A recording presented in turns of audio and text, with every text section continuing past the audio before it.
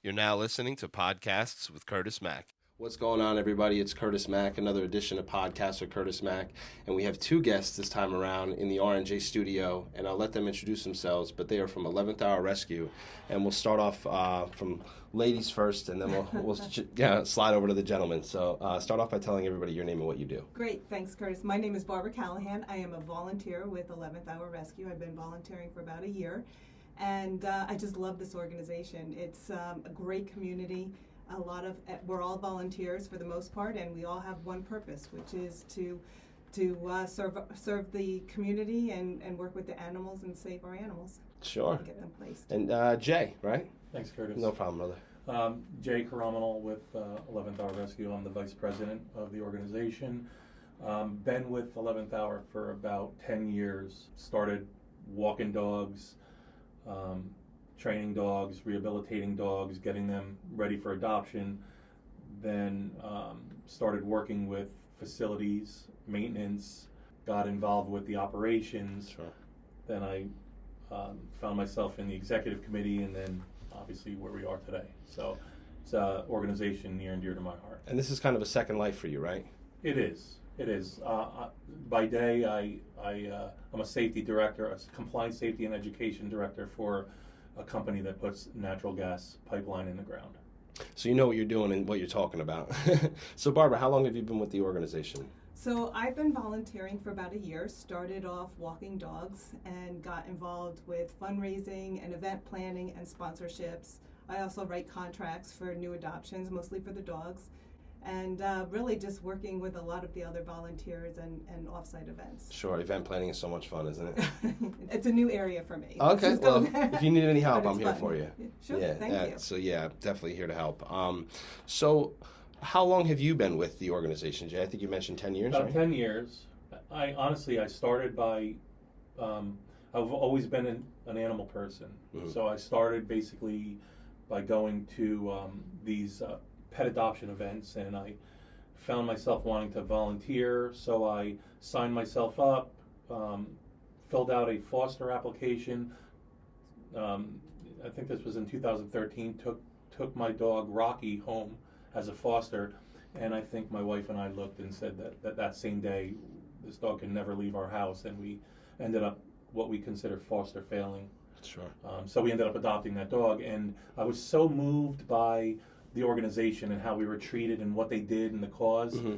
that I found myself volunteering, working with the dogs and the cats, and trying to find things to do. So when I say what have I done, it's more I've worked with the animals, but I've also helped develop our facilities and our resources so that we can do more. Sure. So prior to 11th Hour Rescue, you kind of had somewhat of a feeling you want to get involved somehow. So you've, been to different situations and worked with other organizations, but 11th Hour is kind of where you landed with, your full volunteerism. Prior to volunteering in animal rescue, I was an EMT, rescue, firefighter. I did a little bit of that. So I was always into volunteering, public safety. Yes.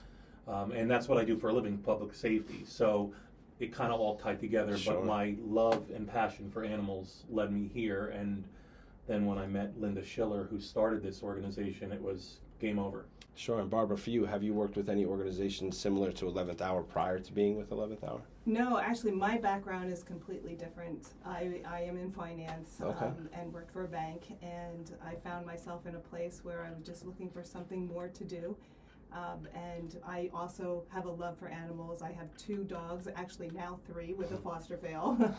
And I was looking for an organization where I could make a difference, and I think I found one. So I've Awesome. been really enjoying my time here. Well, they're lucky to have you both. That's what I would say. Why is it important to you, like what you do with 11th Hour, Barbara? Look, there are a lot of animals in this country, and others as well, that need a home. And this organization, I feel, does a really great job of doing the best that they can to save animals that are in high kill shelters, and for no reason other than their time is up. They, need a home, or else they'll be euthanized, and that is really disturbing. Sure. So I found that this organization is a really great place to make that difference. Yeah, and we kind of talked offset a little bit about a global issue that's kind of, I think adding to that, factor is like, high kill rates because there's so many people not getting their animals, I think spaded or neutered, right? That's how you'd say it. Yeah. So, so maybe we can go into that with you, Jay. Like, why is it important to you and kind of tie that in? Yeah, we do a lot of community outreach, through adoption events, through, I'm invited to speak at schools, mm-hmm. Rotary Club meetings, whatever it is, community outreach, right? And I feel like it's my job to break the misunderstanding or the misinformation that's out there on animals, breed type, mm-hmm. right? Restricted breeds, spay and neutering, and how important it is, the problems that we have in this country with homeless animals. Neglect, and we also have a lot of people who end up divorcing and have to give up their pets, or people who end up passing away who have nowhere for these animals to go. And what we end up with are animals who feel, animals who get hurt, and animals who need healing. And so I would like to think that we as an organization, we do that well. We take these animals in, we assess what they need, we show them love, we show them regular care, mm-hmm. and we teach them what they need to be taught, and then we hopefully get them into a loving home. Our stop should be only temporary.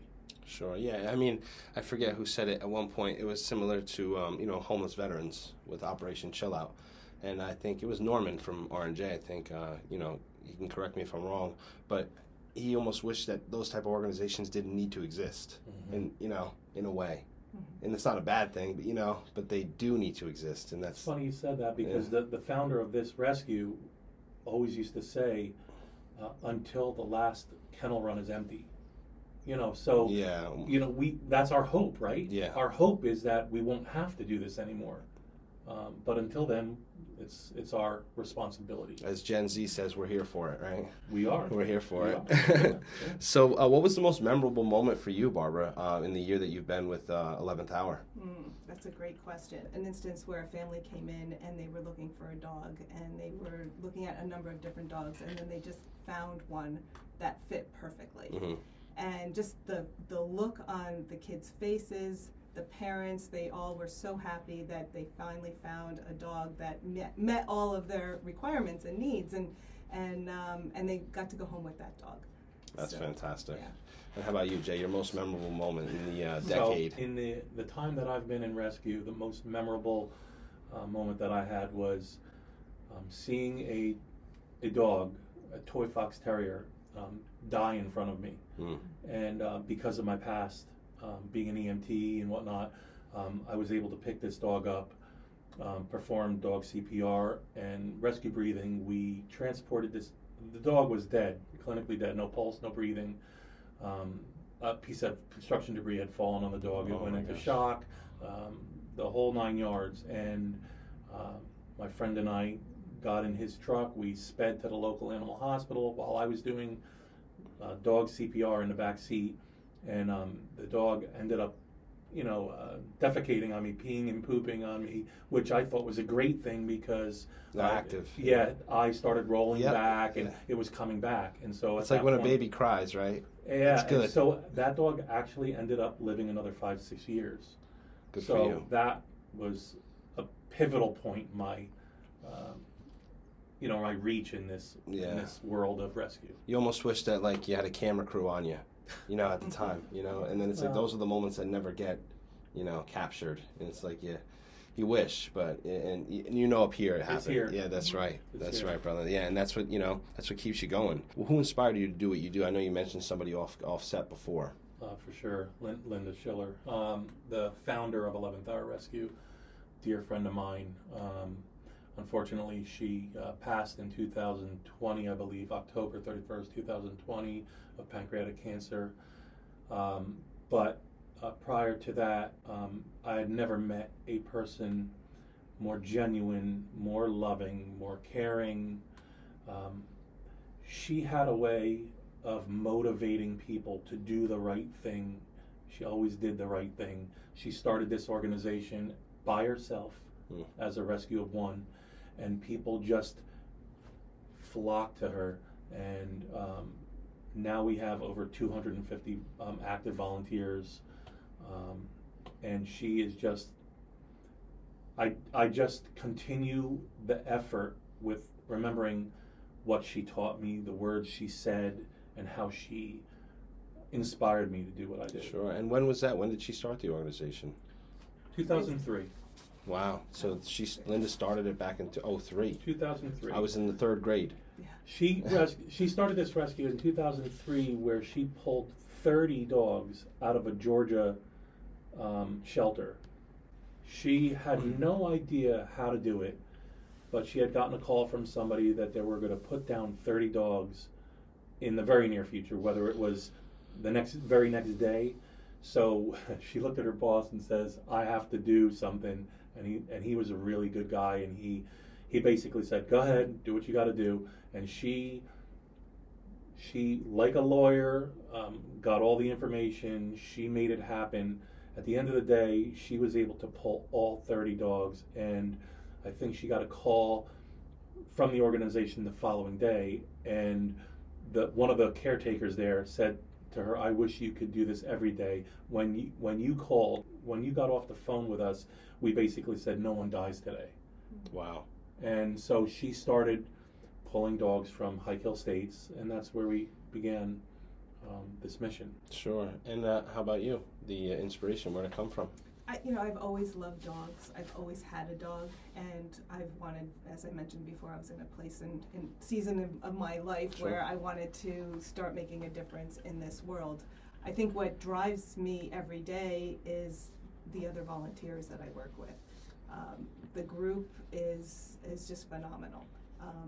They're very committed and dedicated. We have people, for example, who foster. Mm-hmm. They have dogs of their own, and they bring other dogs in, and they foster, and then they place them, and then they bring another dog in, and then they place them, and they're constantly turning dogs within their own home, opening their own home to those dogs, and that is just inspirational. I tried to do that, and then I failed, but maybe we'll get back into that. That's okay. So, have you ever worked with? I know you mentioned a lot of names that volunteers that you worked with. Any big names or any big organizations or anybody you'd like to mention in general that you work with? I mean, I can't name drop, Sure. but we have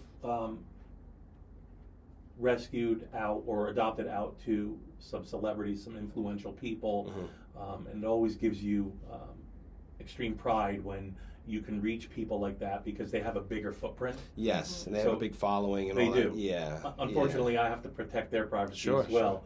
sure. But we've worked with a lot of people. Sure. A lot of organizations. Small and big. Yeah. Small and big. And so do you guys work, this is kind of off the script, but do you work with all types of animals or is it just cats and dogs? Yeah, that's a great question. We work with dogs, cats, bunnies, guinea pigs, rabbits. When an animal in need needs rescuing, we rescue. It's like a doctor when they sign an oath, right? Yeah. So do you have any relationship with like the raptor sanctuaries or anything like that with the birds? We do have a couple of relationships with a couple of, unfortunately, one rescue just dissolved because the founder passed away. Oh, so, geez. but we do have affiliations with all different realm of rescue. Yeah, I would imagine so. I mean, I'm personally friends with someone who rescues horses. So horses that have been in the polo circuit or ex-race horses or just horses that get old and the owners say, all right, the horse has expired or has passed its normal useful period of life. And so friend of mine takes these horses in and allows the horses to just basically graze in her fields for the rest of its natural born life. That's kind of like the rescues here at the radio station. There's a couple horses here. Chappie, they're rescues, and they were ridden and maybe abused or whatever it may be, and saved and all that kind of stuff. So it sounds like you guys have your ear to the ground regardless. Like somebody's listening, whether it's at the farm or at the police or the animal rescue team or at the vet or the rescue hospital. Somehow, some way, 11th Hour is there. Yeah, and let's talk about like 11th Hour. The name 11th Hour came from Linda Schiller, who basically went in at the very last hour to try to rescue these animals from their demise, right? So that's where the name came from. It's a meaningful, impactful name. Linda Schiller gave it to us, so we use it and we live by it. So sure. And now one of the questions I have for 11th Hour, and usually any guest, is have you traveled? And you mentioned that you're out, you spread out throughout the United States. So kind of, I don't know if it pertains particularly to you guys, because obviously you do travel. You have to maybe pick up the dogs or help people out. But so how far is your reach? Let's just ask you that. I'm going to tell you that I've traveled all 50 states, whether it's for work, personal work, or with the rescue. I have a really good track record of staying in touch with the dogs that we adopt out. Sure. And it wouldn't be out of the norm for me to travel into upstate New York, 3-4 hours away, to visit with a animal that got adopted out from us. I've become very close with some of the adopters, and we just keep in touch. And so that network that we have created kind of expands our reach. Yes. And so we do find ourselves traveling in some capacity. Most of the rescues are transported in to us from our partner rescues. Sure. And how about you, Barbara? Do you find yourself traveling at all for this job or this No, part? most of my work is here in Morris County, so I haven't had to travel outside. But to Jay's point, one thing that I've noticed in the work that I'm doing is the brand. The 11th Hour brand is huge. I'm finding, as I talk to people in the community, they know the brand, or they've adopted a rescue themselves, or someone in their family, or a friend. Yes. So that's kind of incredible to me, and it's really nice to see, because then you realize, you're doing something right here. And it's nice to see people spread the good news instead of the bad news. Kind of, we talked about how bad news spreads faster than good news, but something one of my clients, Aquatech, Chris Morpeth from Aquatech, he said the people that are in the dog and the cat community are very loyal to whatever they do, their job, their family. They're just loyal individuals. That seems to be a characteristic of pet owners. So the same thing carries over with the brand, and you just mentioned that, and it's very true. So that's very important. And the network, so because it's not just having a network, it's having a reliable network, because I can know everybody, but if no one picks up the phone, what's the use? Right. So it's like, if you can call these people, you can rely on them, you can depend on them, that's key. And if you know that they have the good intentions that you do, then it's like you don't have to worry about delegating, If I may, I'm going to say that rescue makes you question humanity at times. Oh, I'm sure it does. So the people who share our mission, we feel are the good ones. Yeah, they probably share your mindset too. They do, and we've met some really great human beings. There's plenty of great human beings out there, but in this business, we see a lot of ugliness. Sure. I would imagine. You can imagine. Yes. So we see a lot of ugly, and so that puts a little bit of a bitter taste in your mouth. And so when you get a bunch of like-minded individuals who have a common goal of rescuing and saving animals in need, it's a remarkable thing, and it's kind of it's empowering. Yes, absolutely. Right? Makes you want to keep going, and regardless of the ugliness, you just keep going, and you're looking for that next adoption. So that speaks to the next topic, which is like your short-term and long-term goals. Barbara, you want to speak to that, or Jay? Yeah. So as far as short-term goals, to raise money, expand our capabilities and our facilities, educate the public. Like right now, right? and also to continue responsibly saving and pulling animals that need rescue. Sure. Because remember, it's our job to pull animals that are going to be successful and that are going to fit well in the community and aren't going to harm people and whatnot. So because we are a no-kill, it's very difficult. Just imagine if we as an organization were to pull 200 dangerous animals, we couldn't adopt them out, and we don't kill. So what we'd end up being is a sanctuary.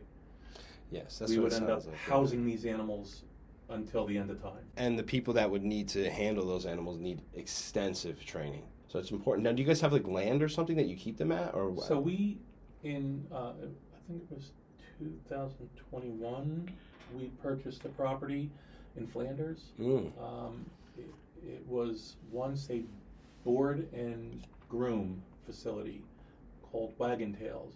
It was a commercial business that we took over when the prior owner decided to retire, and it was already basically set up for a kennel. Nice. So we bought that property. We're very proud of that property because prior to it, we were in a rundown, dilapidated structure that we had been in for the past decade that I would continually put Band-Aids on. Sure. Sounds like an accomplishment to me. So, Yeah. Any other accomplishments with 11th Hour? We've rescued over 40,000 rescue animals to date. Wow.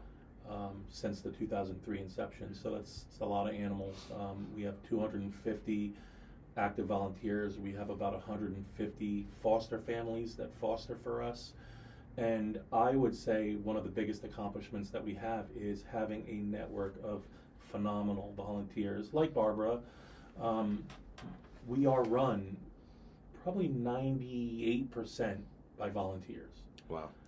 We have to have a small paid staff to care for and feed and clean up after the animals, and we have a vetting staff.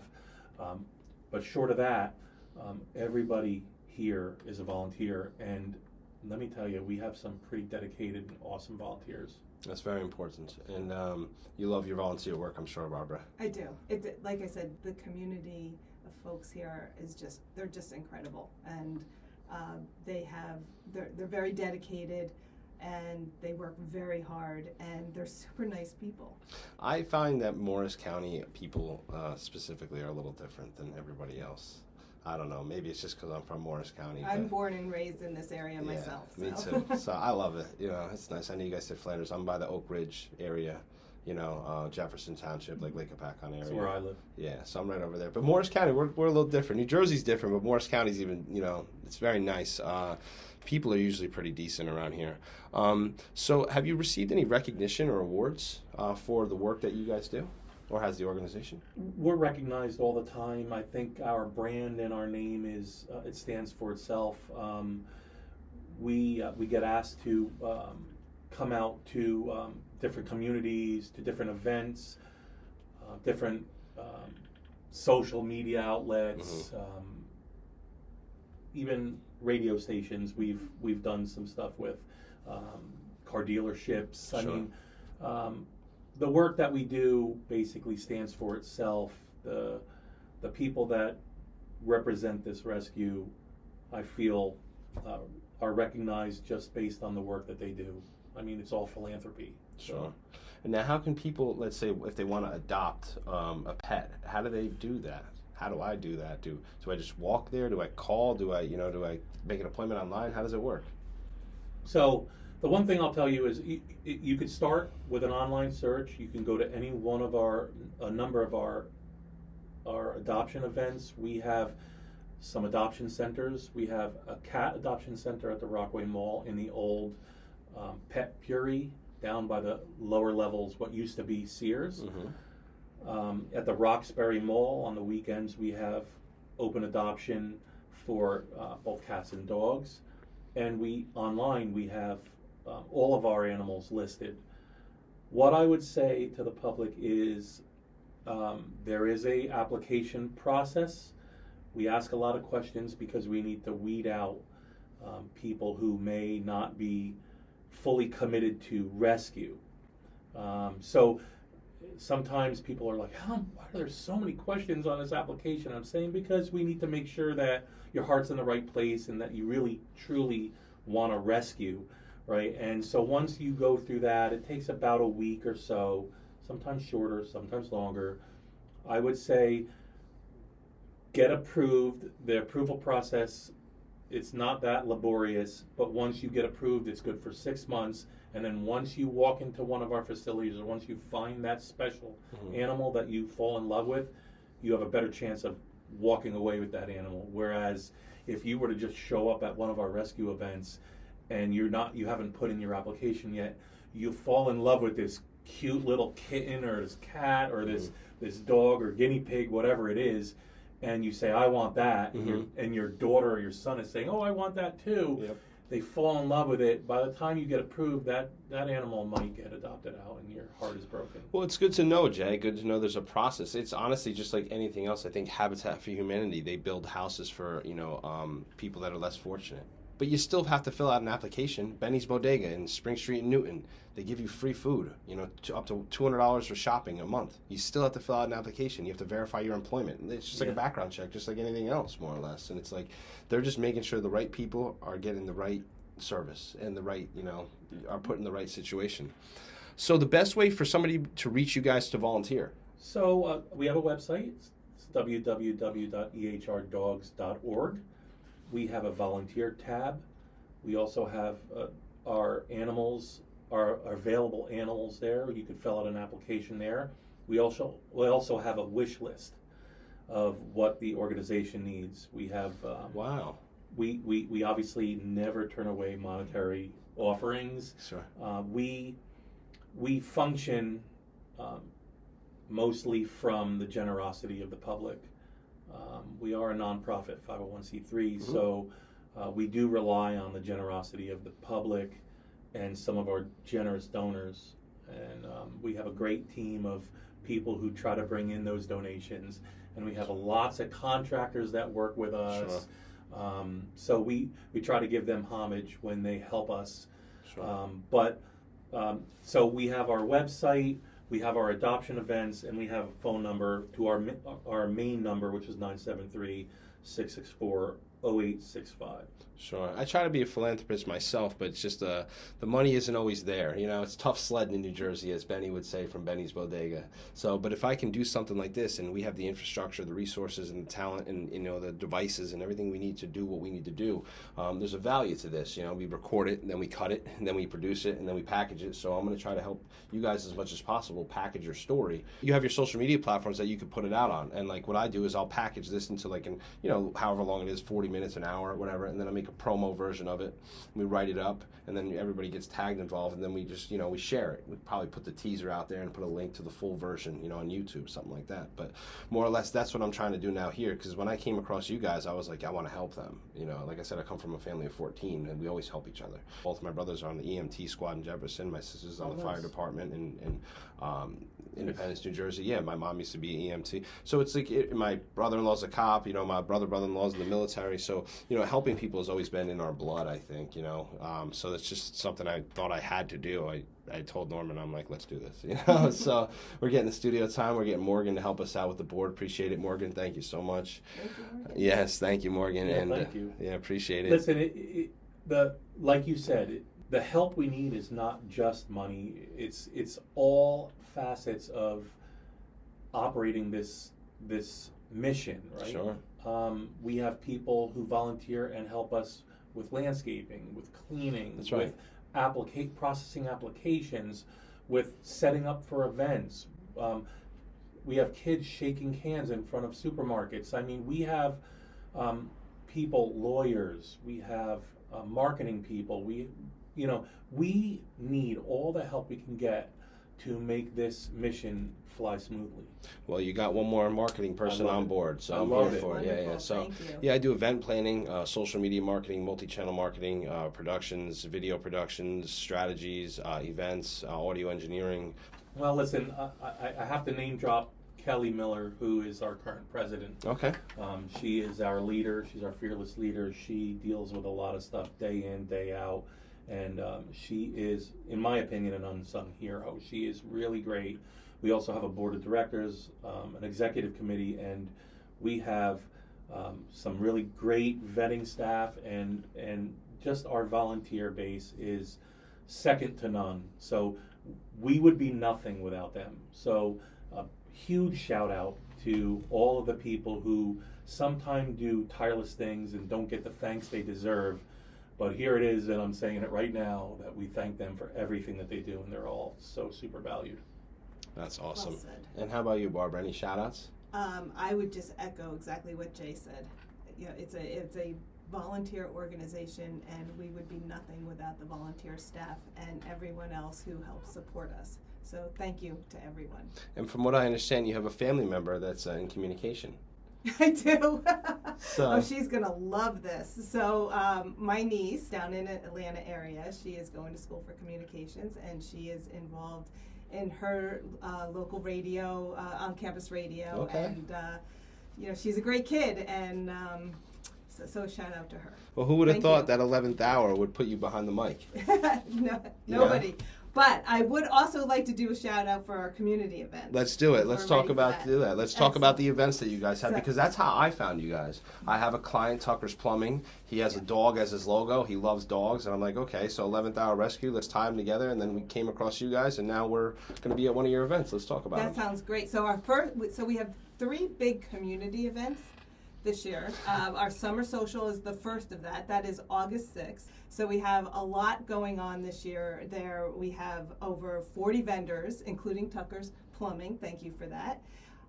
As well as Puppy Wuppy's drill team is coming to do a performance, and I understand one of their dogs is an 11th Hour Rescue. And then we have also Back to Rock, School of Music of Denville, coming to bring their solo junior performers and Wow. bands coming as well. Wow. Then we have photographer, caricaturist, we have dessert trucks, the other vendors, music, DJ Algorithm will be there. So this is our summer social event. And that's at Horseshoe Lake in That's Roxbury, New Jersey, Horseshoe right? Lake in Roxbury. Thank you. Yeah, no problem. And then also on September 30th, we have our annual Puptoberfest, also at Horseshoe Lake in Suck Center, Roxbury, and that is our real big event that we've had over 6,000 people attend that event in the past. And that we've been doing that for probably 10 to 15 years now. Mm-hmm. We have our Winter Wonderland event on December 9th at the Sussex Fairgrounds. And then we have a couple other events as well. We've got an event with Warrior Professional Wrestling at the Dover Sports Complex. So Pretty we'd neat. love to get people out to see that. And we even have a featured wrestler who is a longtime volunteer of 11th Hour Rescue, Red Hot Russ. I want to just give out a Any shout big out. names, and then he leaves out Red Hot Russ. Oh, well, Come on, Red man. Hot Russ. I want to give him a shout out. He'll be sacrificing his body and his limbs on that event, and they just put a great show out. They do. They put a wonderful event out. So if you want to have fun with your kids or your loved ones, come out, have a good night, support the rescue, and support these men and women who are sacrificing their bodies for the good of these rescue animals. Yeah, I feel that. Burt Barron from WRNJ, he's involved with a lot of wrestling and whatnot. And one of my friends growing up, she was my neighbor, Deanna Perazzo. She's in WWE now. So she's a professional fun. wrestler. Yeah, but she same thing, sacrifices her body for everyone to entertain everybody, for a larger cause, I guess. So that's cool. And we have one more. Yeah, one more let's do is it. our casino night in Okay. mid-October Okay. over at Jersey Girl Brewery. On our website, we have an events tab. Perfect. So you could keep up on all of our latest events and how to sign up. The instructions will be on the website. Whether you want to be a vendor, a volunteer, or a sponsor. That's right. Right, because you accept pretty much all 3 at that point. Because I know Tucker's is a vendor, and then you have some sponsors for that really take care of the corporate sponsors, and then you have obviously a boatload of volunteers that are helping out. So and now for the 11th Hour Rescue events, if I were to just show up, obviously you have to have your application done. But what if I want to show up and volunteer, that day? Well, if it's not volunteering with animals, you can come and sign your volunteer waiver and come and help. For the events, So absolutely. as far as getting involved with the animals, there's a process there. There's safe animal handling. There's orientations Sure. for safety. There's a lot of rules that we have to enforce. So as you can imagine, that takes a little bit more time. Training, extensive training, as Yes. we talked about it. But if you need someone to help with like the parking lot and, you know, setting up tents and all that kind of stuff, I'm sure there's a day-to-day stuff that still needs to be done. Absolutely. We can't make Jay do everything. Thank you for that. Yeah. So, all right, I appreciate your time today. And once again, this is podcaster Curtis Mack. Thanks for listening. And we're with 11th Hour Rescue, Jay and Barbara. Thank you. Thanks. Thank you. Appreciate your time. Yeah, no problem. You've been listening to podcasts With Curtis Mack.